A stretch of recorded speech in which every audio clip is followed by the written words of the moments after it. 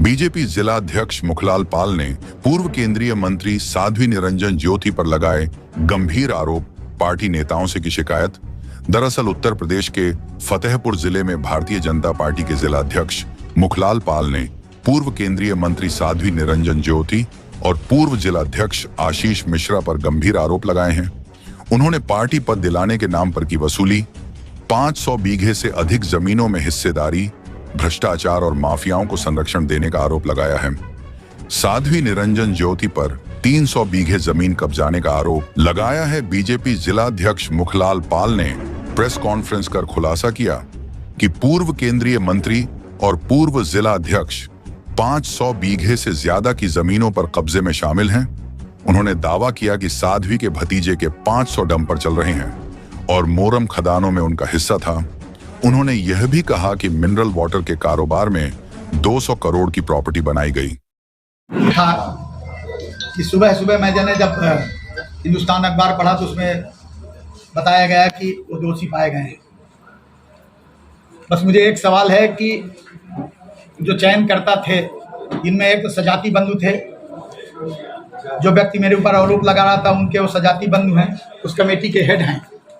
या तो वो लीक कर दिया है उनको, अगर मेरे ऊपर आरोप लगे थे तो बाहर कैसे आई, मुझे सजा दी जा रही, फांसी मुझे दी जा रही, मुझे नहीं मालूम।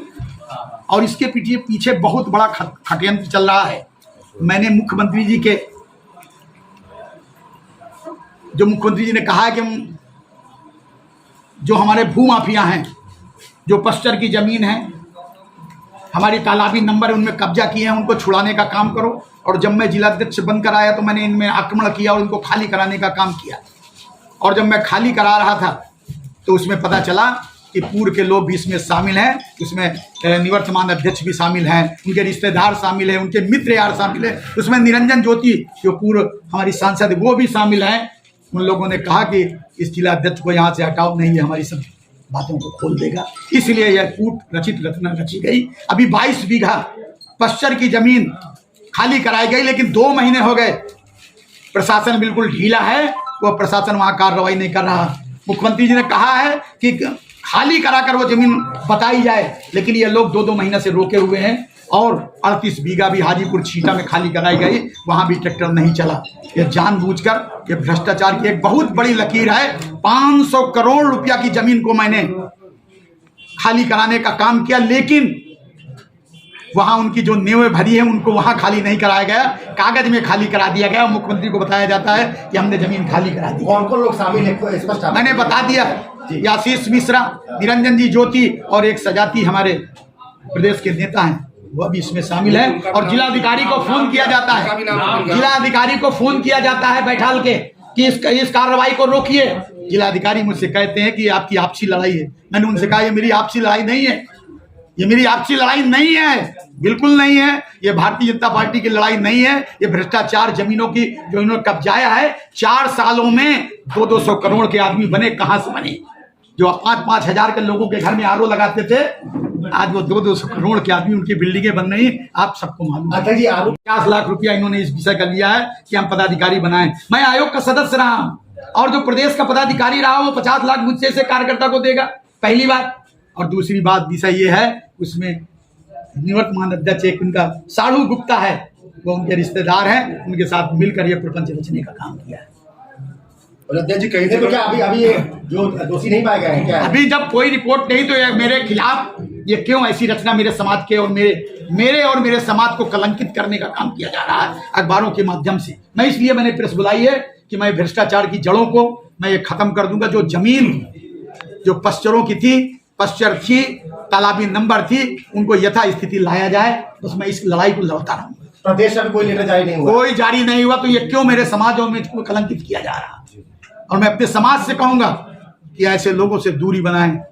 जब मैं हुंकार भरूंगा तो समाज भी मेरे साथ खड़ा रहेगा, सर्व समाज मेरे साथ खड़ा है। तथा कथित ऐसा क्यों एक वर्ग विशेष के लोग, तथा कथित जो हम लोगों को रहना नहीं देना चाहते, पिछड़ा लोगों को यहाँ पनपने नहीं देना चाहते, वह लोग ये रचना। ऐसी साजिश प्रदेश का नाम आपने लिया, प्रदेश का कोई एक बड़ा नेता है, उसका नाम क्या है? उसका नाम तो वो क्षेत्र के प्रभारी हैं और उस कमेटी के हेड भी हैं। और उनके, फिर मैं कह रहा हूं, उस कमेटी के हेड हैं क्षेत्र के प्रभारी हैं, एक ही आदमी है। मेरी बात आप समझिए ना, ये आपका काम है, मैं नहीं कहूंगा पता लगाएं। जिला प्रशासन सरकार की मंशा के अनुरूप काम नहीं कर रहा है। बिल्कुल नहीं कर रहा। इसकी शिकायत आपने करी? हाँ की है, मैंने लेटर लिखा, तभी तो बार बार लिख रहा हूँ, आरजीएस करता हूँ, बार बार लिखता हूँ मुख्यमंत्री जी को। कोई सुनवाई नहीं हो रही। कोई बार बार लिख के आता है, यहाँ अधिकारी इसको दाब लेते हैं, उनको दबाव ऊपर से आ जाता है कि इसको रोकिए, जांच को रोकिए। क्या मान रहे हैं, मतलब आप अध्यक्ष रहते हुए आपकी सत्ता है, सारी चीजें, उसके बाद भी अधिकारी आपके उसमें कार्य नहीं कर रहे हैं। मैं बोल रहा हूँ मुख्यमंत्री जी ने ही जांच कराई, लेकिन जांच को प्रभावित किया जा रहा है। कानूनगो को अभी ट्रांसफर कर दिया गया, लेखपाल को ट्रांसफर कर दिया गया। एसडीएम ने क्यों कर दिया? क्योंकि वो जांच कर रहा था, सब दे रहा था, इसलिए उसको हटा दिया। प्रदेश में कौन कौन मंत्री हैं? मैं मंत्री की बात फिर बार बार कह रहा हूँ ना, कुछ तथाकथित लोग जो प्रदेश सरकार में बैठे भी हैं, वो उनसे सीधे संपर्क है, निवर्तमान जिला अध्यक्ष से और निरंजन जी से। जो कैसे चिन्हित हो पाएंगे जब किसी को नाम ही नहीं लेना आप है? जांच करें, मैंने बोल दिया प्रभारी है ना, निरंजन जी नाम ले रहा हूँ, आशीष जी नाम ले रहा हूँ। अब किस तरह के लोग क्षेत्र के प्रभारी हैं, अब किस तरह में नाम लूं भाई? ठीक, इसीलिए अध्यक्ष की लिस्ट में भी फतेहपुर का नाम नहीं आया। मैं फिर वही बात कर रहा हूँ, वो लोग इतने प्रभावशाली हैं, इतना एक वर्ग विशेष समाज का जो उत्तर प्रदेश का भी माफिया गिना जाता है। रजा अहमद, जब मैंने उसके खिलाफ आक्रमण बोला, वो कहता चाहे 4 करोड़ 5 करोड़ लग जाए, ये अध्यक्ष नहीं रहेगा, उसमें हमारे लोग भी शामिल हैं। और निरंजन जी बात करेंगी, हमने चुनाव हराया, अभी सभी विधायकों से पूछ लिया जाए, रणवीर प्रताप जी को उन्होंने हराया, विक्रम सिंह जी को उन्होंने हराया, प्रमोद द्विवेदी जी को उन्होंने हराया, अखिलेश वाजपेयी जी को उन्होंने हराया। और हम लोगों को कोई बता दे, उन विधायकों से पूछा जाए ना। क्या इसीलिए आप लोगों ने साध्वी निरंजन ज्योति को हरवाया है क्या? ये कौन आप कहता? मैंने कहीं आपने देखा है क्या? कोई प्रमाण दे दे कि मुखलाल पाल कहीं पर झोली फैलाते मिलेंगे। मुझको कोई नामांकन तक में नहीं ले गई, मेरा समाज मूक दर्शक बना देखता रहा। और आप बार बार कह रहे हो, आप उठा के सरकंडियों की देख लो, जहां एक वर्ग विशेष निषाद है, वहां चुनाव हार कर आई है। आप कह रहे हो कि मैंने हराया है, उनके समाज ने उनको हराया। अध्यक्ष जी, मार्कशीट वाला क्या मामला? पास की फर्जी मार्कशीट है इनके पास। किनके पास? निरंजन जी के पास। वो चुनाव लड़ी है, कहां से बनी, हाई स्कूल कहां से पास किया, कभी परीक्षा में बैठी उसकी कोई फोटो है? 3 बीघा जमीन थी, 300 बीघा कैसे हो गई? अभी एक डंपर वाला मामला, 50 डंपर इनके चल रहे हैं। इनका भतीजा है राजेंद्र, इनके खिलाफ ये सब ये लोग रच रहे हैं। ये अभी तक क्यों नहीं आपने इसकी शिकायत की? निरंजन ज्योति का चार्ट की मार्कशीट अभी क्यों? आज जब प्रेस में उनका आया तब मैं किया हूं, पहले तो उनका प्रेस में आया ना कि वो मुझ में भ्रष्टाचार किए हुए हैं। आज आप कह रहे हैं इस बात को, आपने पेपर नहीं पढ़ा क्या? उसमें उन्होंने मेरे ऊपर आरोप लगाए, तो मैं प्रमाण दे रहा हूं। और अगर आपको शंका है तो आप विधायकों से बात कर लीजिए ना। तो इन्होंने जो चुनाव आखिरी गलत मार्क्स लगा किया है, चुनाव लड़ा के मुझे नामांकन में, मैं उत्तर प्रदेश का पहला जिला अध्यक्ष हूँ जिसको मुझे नामांकन में नहीं ले गए। क्या मैं इसे जो दे रही थी? इसीलिए आपने उनको हराने का। फिर वही बात कर रहे हैं, एक समाज एक प्रमाण। इन्होंने नहीं हराया। मैं जिला अध्यक्ष हूँ, मैं जिला अध्यक्ष हूँ। अगर कोई हारेगा तो मेरे ऊपर आज यही तो आरोप लग रहे हैं। आपके ऊपर बनती थी ना? मेरी बात समझ, बनेगी, बिल्कुल बनेगी, क्योंकि मैं जिला अध्यक्ष था।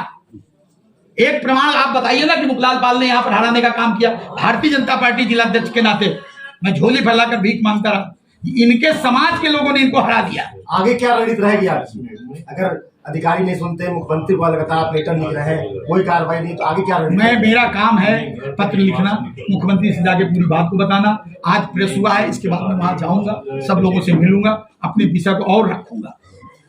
क्यों नहीं सुन रहे हैं? मैंने फिर वही बात बता रहा हूँ, मैंने तो प्रभावशाली लोगों के दबाव में। प्रभावशाली, बार बार आप लोग वही सवाल कर रहे हो। प्रभावशाली कुछ लोग हैं जो जिलाधिकारी महोदय को फोन कर रहे हैं।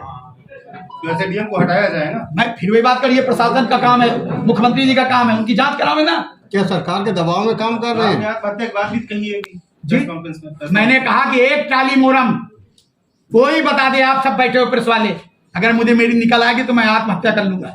एक ट्राली मोरम, और इनकी पता कर लीजिए निरंजन जी की, इनके लिखे हुए हैं वहां खदानों में नाम, किस खंड से कितना जाता था, वही मैंने रोका है। तो इन लोगों को खराब लगा क्योंकि इनका ऊपर से नीचे तक बंधा था। 2000 रुपए वसूली कौन करवाना? आपने मोर्चा खोल दिया। भारतीय जनता पार्टी को सही स्थान पर ले जाएगी। ऐसे लोगों को, चाहे वो अधिकारी हो चाहे नेता हो, उन पे भी कार्रवाई होनी चाहिए। मैं तो एक पतली गर्दन का आदमी हूँ, पिछड़े समाज से आता हूं, तो मेरी गर्दन पकड़ने के लिए तैयार है। जीरो टॉलरेंस की कार्य करने वाली सरकार खुद ही भ्रष्टाचार में पूरी तरीके से लिप्त हो गई और आपके कार्यकर्ता भी कहीं ना कहीं पे लिप्त हो गए। मैं आपको फिर बार बार कह रहा हूँ, जो मेरी जानकारी में आता है मैं उसको लिखता हूँ, कहता हूँ। और खुले मंच से कर रहा हूं, प्रेस कर रहा हूं कि मेरी छोटी गर्दन है, मैं पाल समाज से आता हूं, अति पिछड़ा हूं, इसलिए मेरी दबाने का काम। कितने बीघे जमीन उन्होंने कब्जाया है पूर्व मंत्री जी ने और पूर्व जिलाध्यक्ष आपके? कम से कम 500 बीघा। मैं आपको पत्र दे रहा हूं, सब नंबर है मेरे पास, शामिल रहे सर। बिल्कुल। आप समझ लो ना अधिकारियों ने कौन सा काम कर दिया। अतीक के भाई अशरफ के साले की जमीन रेहान एंड कंपनी में मेरे पास संख्या है, इनको ट्रांसफर की गई है, क्यों नहीं कार्रवाई की गई भाई? किनको ट्रांसफर की गई? रेहान एंड कंपनी को। रेहान कंपनी कौन है? अभी आप पता करो, रेहान एंड कंपनी रजा के भाई लोगों की है। इसमें शामिल कौन रहा है? पूर्व जिलाध्यक्ष? सब लोग शामिल, उनके तो फोटो हैं। अरे भाई मैं तो सीधी सी बात कर रहा हूं, वो कथा कर रही थी, कथा से उठकर उनके यहां गई एक कार्यक्रम में। कौन सी ऐसी मजबूरी थी कि कथा छोड़कर उनके यहां गई? अध्यक्ष जी, सबसे एक महत्वपूर्ण बात सवाल ये है कि आपको इसकी जानकारी पूर्व में थी, लेकिन जब उन्होंने आपके विरुद्ध जो है, आपको लगा कि उन्होंने आपके विरुद्ध इस तरह की शिकायत किया, मिले हैं जो है वो प्रदेश स्तर में मिलकर काम किया, तब आपने यह बात उठाई है। आप लगातार भ्रष्टाचार के विरुद्ध जो है आवाजें उठा रहे हैं, तो पहले क्यों बात नहीं उठाई? चाहे पार्टी का हो, चाहे जो गलत मैं जब से आया हूं तब से, कोई अभी से नहीं लगा रहा हूं, मैं जब से आया हूं, मेरे मुख्यमंत्री की तारीख देख ली जाए, सितंबर से मैं ये पत्र लिख रहा हूं। मुख्यमंत्री जी के यहां से ही कार्रवाई हुई है। और मैंने जो इनके खिलाफ की बात आई, मैं अपनी पार्टी को, छवि को धूमिल नहीं करना चाहता था। क्यों नहीं करना चाहता था? इसलिए कि मुझे पेपर और फेसबुक में नहीं आना था। इसलिए नहीं आना था, जब आज इन्होंने पेपर में अपनी वाणी से कुछ कहा है, तब मैंने ये बात कही। ठीक है। वहीं इस पूरे मामले में पार्टी नेतृत्व की ओर से अब तक कोई आधिकारिक बयान नहीं आया है, लेकिन फतेहपुर में बीजेपी के अंदरूनी मतभेद अब खुलकर सामने आ गए हैं।